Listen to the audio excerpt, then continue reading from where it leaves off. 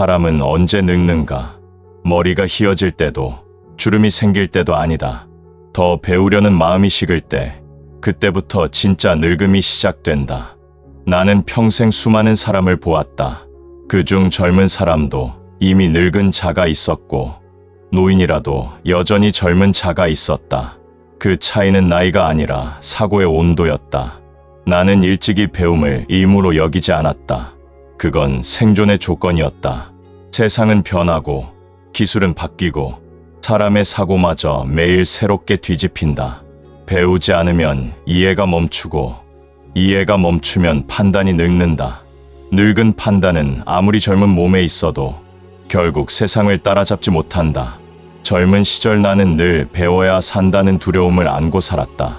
하루라도 생각이 멈추면 회사도 멈춘다고 믿었다. 그래서 나는 매일 신문을 읽고 신입사원과 대화하며 세상의 공기를 확인했다. 내 비서는 종종 나를 말렸다. 회장님, 그런 일은 실무자에게 맡기시죠. 하지만 나는 고개를 저었다. 배우는 일을 남에게 맡기는 순간 그 사람은 이미 과거에 산다. 사람은 나이를 먹을수록 확신이 쌓인다. 그 확신이 때로는 자존심이 되고 그 자존심이 배우려는 마음을 막는다. 나는 평생 그 자존심을 경계했다. 모르는 걸 인정하는 용기, 그게 진짜 젊음의 증거다. 어느 날 한 임원이 내게 말했다. 회장님, 이제 충분히 다 아시지 않습니까? 나는 조용히 웃었다. 그 말이 가장 위험한 말일세. 그렇게 말하는 순간 배움이 죽는다. 나는 사업을 하며 수많은 실패를 겪었다. 그러나 실패는 나를 늙게 하지 않았다. 나를 늙게 한 건 알고 있다는 착각이었다. 알고 있다는 착각은 마음을 닫는다. 닫힌 마음엔 새 바람이 들어오지 않는다. 배움이 멈추면 그 사람의 인생도 멈춘다. 그래서 나는 회의에서도 늘 물었다. 우리는 오늘 어제보다 무엇을 새로 배웠는가? 그 질문이 회사의 젊음을 지켰다. 나는 배움을 단순히 지식의 습득이라 보지 않았다. 배움은 태도였다. 배움의 태도가 있는 사람은 어떤 실패도 두려워하지 않는다. 실패는 그에게 교사이고 변화는 그에게 교재이기 때문이다. 나는 새로운 기술이 등장할 때마다 직접 원리를 물었고 원서를 펼쳤다. 그 과정에서 직원들은 종종 놀랐다. 회장님, 그런 일까지 배우십니까? 나는 대답했다. 리더는 지시하는 자가 아니라 먼저 배우는 자다. 세상은 끊임없이 변한다. 변화의 속도가 느려 보일 때조차 그건 우리가 더디게 배울 뿐이다. 늙는 것은 몸이 아니라 새로움을 두려워하는 마음이다. 나는 나이 든 후에도 외국의 신기술, 젊은 세대의 문화를 연구했다. 젊은이를 비판하기보다 그들이 왜 그렇게 생각하는지를 배우려 했다. 그 배움이 내 회사를 살렸다. 나는 지금도 사람들에게 이렇게 말한다. 배우려는 마음이 남아있다면 당신은 여전히 젊다. 그 마음이 사라지는 순간 비록 나이는 젊어도 인생은 멈춘다. 배움은 결국 생명력이다. 그것은 머리의 문제가 아니라 의지의 문제다. 한 번은 한 기자가 내게 물었다. 회장님, 언제 가장 두려우셨습니까? 나는 잠시 침묵하다 말했다. 배움이 재미없다고 느껴질 때요. 그때가 바로 늙음의 시작이었다. 세월이 흘러 나는 깨달았다. 젊음은 나이를 거슬러 사는 것이 아니라 끊임없이 배우며 자신을 새로 만드는 일이다. 배움은 인생의 순환을 다시 돌리는 힘이다. 배우는 사람은 다시 태어나고 배우지 않는 사람은 서서히 사라진다. 나는 내 인생을 돌아보며 이렇게 말했다. 내가 가진 모든 성공의 비밀은 배움의 자세에 있었다. 배움이 멈추면 회사가 늙고 리더가 늙으면 조직도 늙는다. 그래서 나는 죽는 날까지 배우려 했다. 사람은 누구나 배운다고 말하지만 정작 배우는 법을 아는 사람은 많지 않다. 나는 평생을 배우며 살았지만 그 배움의 중심에는 언제나 질문이 있었다. 질문이 없는 배움은 지식이 아니라 암기다. 암기는 머리를 채우지만 질문은 생각을 만든다. 생각이 있는 배움만이 사람을 성장시킨다. 젊은 시절 나는 매일같이 스스로에게 물었다. 오늘 나는 무엇을 새로 알았는가? 그리고 그 답을 찾기 전에는 잠들지 않았다. 하루를 마감할 때마다 내 수첩에는 짧은 문장이 한 줄 남았다. 이해하지 못한 것은 결국 잊히게 된다. 그 문장은 단순했지만 내 철학이었다. 모르는 것을 외우지 않고 이해될 때까지 물어보는 습관. 그것이 내 배움의 시작이었다. 나는 사람을 볼 때 그가 얼마나 많이 아는지를 보지 않았다. 대신 얼마나 자주 묻는가를 보았다. 질문이 많은 사람은 여전히 젊고 질문이 없는 사람은 이미 멈춰 있었다. 회의 중에 나는 자주 이렇게 말했다. 당신의 답보다 당신의 질문이 듣고 싶습니다. 그 말의 의미를 많은 이들이 곱씹었다. 왜냐하면 질문은 그 사람의 사유의 깊이를 드러내기 때문이다. 질문이 단순하면 생각이 단순하고 질문이 정교하면 그 사람의 세계가 넓다. 나는 배움의 습관을 체계로 만들었다. 매일 아침 새로운 분야의 기사를 3가지 이상 읽고 모르는 단어는 바로 표시해 두었다. 퇴근 전엔 반드시 그 단어의 의미와 배경을 조사했다. 그 작은 반복이 쌓여 어느새 내 생각의 근육이 되었다. 배움은 습관일 때 비로소 힘이 된다. 사람들은 배우기 위해 책을 찾지만 나는 배우기 위해 사람을 찾았다. 모든 사람에게는 나에게 없는 경험이 있다. 그 경험을 경청하는 것, 그것이 배움의 시작이다. 어느 날, 한 직원이 내게 물었다. 회장님은 매번 같은 질문을 반복하시네요. 나는 미소 지으며 대답했다. 같은 질문이 반복되는 이유는 세상이 늘 다르게 변하기 때문일세. 질문은 시대에 따라 새로워진다. 어제의 답이 오늘의 답이 되지 않는다. 그래서 나는 질문을 기록했다. 수첩에 적힌 질문들이 나의 2번째 스승이었다. 나는 항상 질문의 노트를 들고 다녔다. 그 안에는 단순한 의문뿐 아니라 내 생각의 틀이 정리되어 있었다. 예를 들어 이런 문장이 있었다. 사람은 왜 감정에 휘둘리는가? 조직은 언제부터 늙기 시작하는가? 기술보다 먼저 바뀌어야 하는 것은 무엇인가? 이 질문들은 내 회사를 이끌었고 내 인생의 기준이 되었다. 사람들은 나를 결단의 사람이라 불렀지만 나는 결단보다 질문하는 시간이 더 길었다. 질문을 충분히 하면 결단은 자연스럽게 따라온다. 생각이 익으면 결정은 쉬워진다. 나는 젊은 직원들에게 자주 말했다. 질문은 배움의 시작이자 겸손의 증거다. 배우려는 사람은 질문한다. 모르는 걸 인정하지 않는 사람은 이미 다친 사람이다. 모르는 걸 인정하는 데에는 용기가 필요하다. 그 용기가 바로 젊음의 증거다. 나는 그 용기를 가진 사람과 함께 일했다. 그들이 내 회사를 젊게 만들었다. 세상은 빠르게 변하지만 질문하는 사람은 결코 뒤처지지 않는다. 왜냐하면 질문은 방향을 잡게 하기 때문이다. 질문은 나침반이고 답은 단지 지나가는 좌표일 뿐이다. 나는 인생을 이렇게 정의했다. 인생은 답을 쫓는 과정이 아니라 질문을 찾아가는 여행이다. 배움은 단순히 지식을 쌓는 것이 아니다. 그것은 자신을 갱신하는 일이다. 배우는 사람은 매일 새로워지고 배우지 않는 사람은 어제의 자신으로 산다. 나는 매일 아침 내게 이렇게 물었다. 오늘 나는 어제의 나와 무엇이 다른가? 그 질문 하나가 나를 늙지 않게 했다.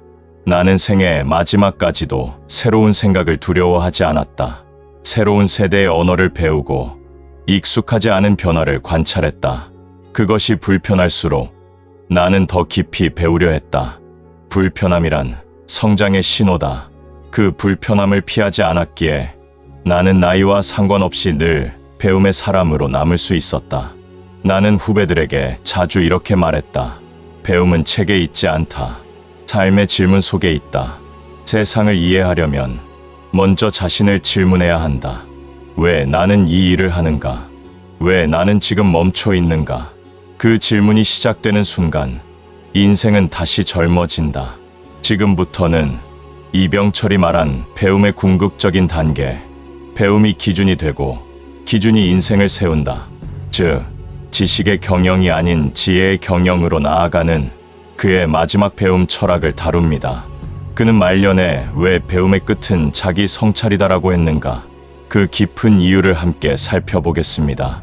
나는 오래전부터 배움을 끝없는 축적으로 생각하지 않았다. 배움은 쌓는 것이 아니라 정리하는 일이었다. 많이 아는 사람보다 명확히 아는 사람이 강하다. 지식은 넓지만 지혜는 방향이 있다. 그래서 나는 늘 배움을 방향 짓는 이로 여겼다. 그 방향을 세우는 순간 배움은 기준이 된다. 사람은 젊을 때는 많이 배우려 하고 나이가 들수록 안다는 착각에 빠진다. 그러나 나는 알고 있었다. 배움의 진짜 목적은 모름을 인정하는 데 있다. 모름을 인정할 때 마음은 다시 열린다. 열린 마음은 세상을 새롭게 본다. 그 순간 배움은 지식이 아니라 통찰이 된다. 나는 언제나 스스로에게 이렇게 물었다. 이것을 배워서 어디에 쓸 것인가? 그 질문이 배움을 정보에서 기준으로 바꿨다. 쓸모없는 배움은 머리에 쌓이고 사라지지만 쓸모 있는 배움은 삶의 질서를 세운다. 그래서 나는 배운 것을 정리할 때마다 항상 두 개의 칸을 만들었다. 아는 것과 살아야 할 것. 그 두 칸이 나를 성장시켰다. 나는 불을 쌓을 때도 배움을 기준으로 삼았다. 새로운 기술을 배울 때마다 그 기술이 인간의 삶을 이롭게 하는지를 먼저 물었다. 배움이 도구가 아니라 가치가 되어야 한다. 많은 기업이 기술은 배웠지만 그 기술을 어디에 써야 할지를 몰라 망했다. 그들은 배운 것을 이익의 기준으로만 삼았고 나는 배운 것을 사람의 기준으로 삼았다. 그 차이가 결국 회사를 갈랐다. 나는 이렇게 생각했다.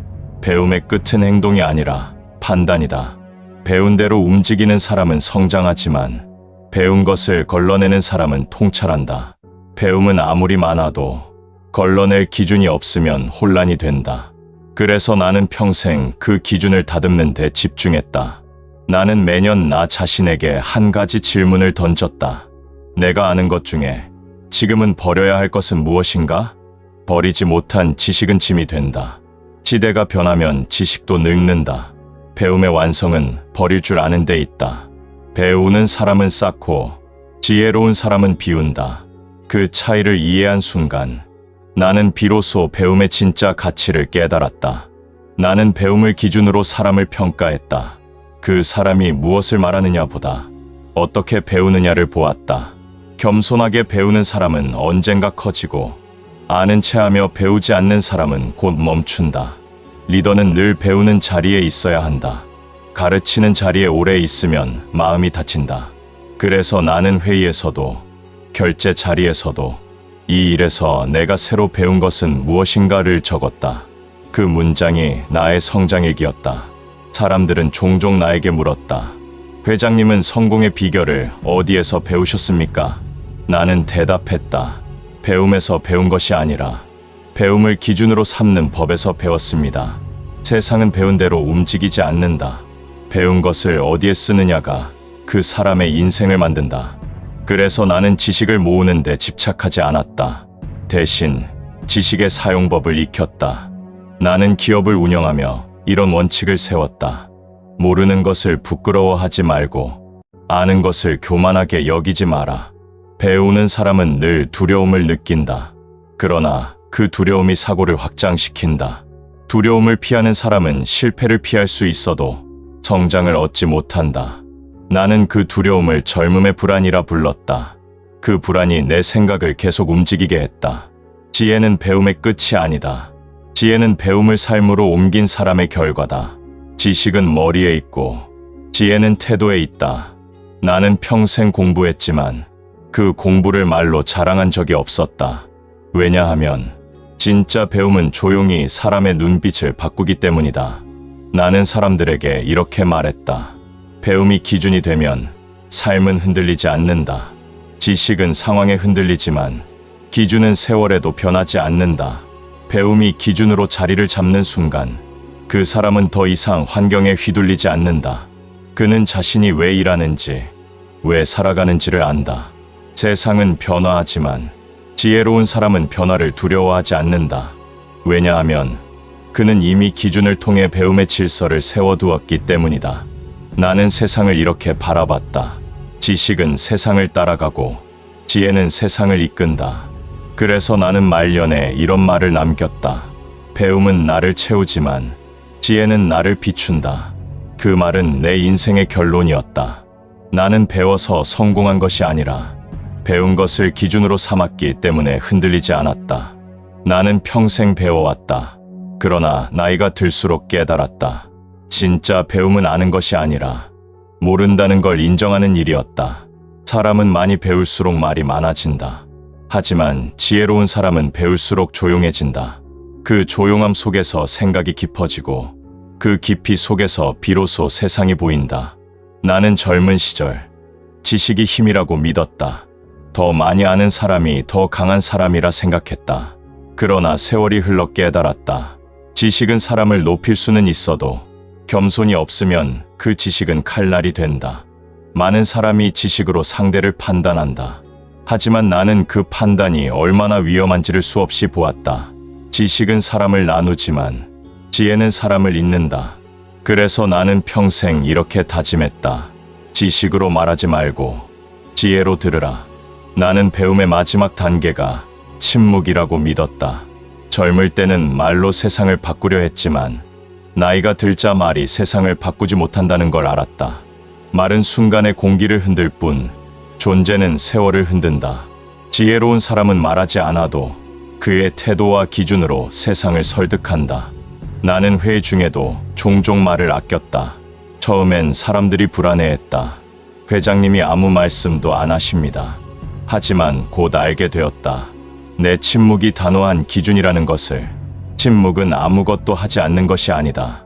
그것은 생각이 익어가는 시간이다.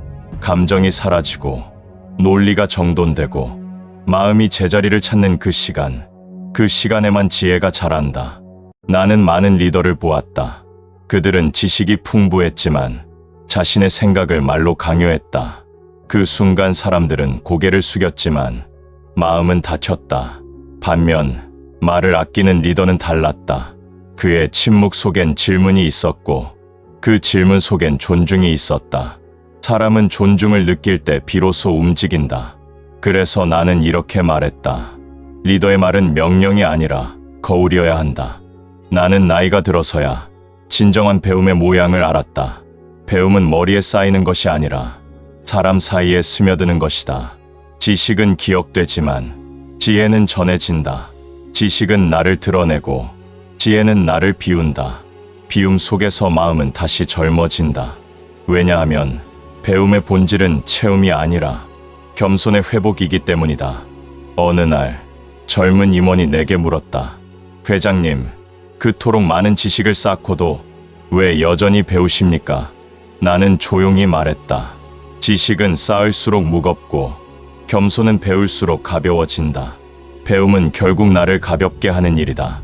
욕심을 덜고 판단을 덜고 세상을 더 넓게 보는 일이다. 나는 세상의 변화보다 사람의 변화를 더 많이 관찰했다.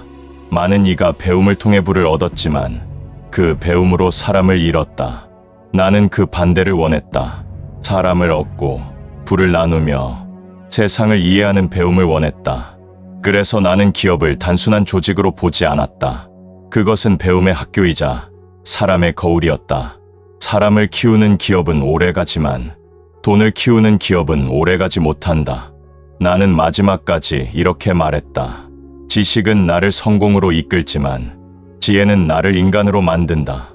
성공은 남이 기억하지만 지혜는 세대가 기억한다. 그것이 내가 배움을 멈추지 않았던 이유였다. 세상은 언제나 새로운 것을 내민다. 그것을 두려워하는 사람은 늙고 그것을 배우려는 사람은 젊다. 그리고 그 배움을 겸손으로 받아들이는 사람은 언제나 빛이 난다. 그 빛은 지식의 광채가 아니라 지혜의 은은한 빛이다. 그 빛으로 세상을 비추는 사람이 진정으로 배운 사람이다. 나는 이렇게 말했다. 배움은 나를 세우고 침묵은 나를 지킨다. 그 침묵이 있었기에 나는 세상의 소리에 휘둘리지 않았다. 배움이 나를 확장시켰다면 침묵은 나를 정돈시켰다. 그 두 가지가 내 인생의 균형이었다. 이병철은 떠난 후에도 남았다. 그의 목소리는 작았지만 그의 사고는 세대를 울렸다. 그는 평생 이렇게 살았다. 나는 늘 배우는 학생으로 살았다. 그것이 내가 늙지 않은 이유다. 배움은 삶을 채우고 기준은 삶을 바로 세우며 침묵은 삶을 완성한다. 이병철의 철학은 결국 한 문장으로 귀결된다.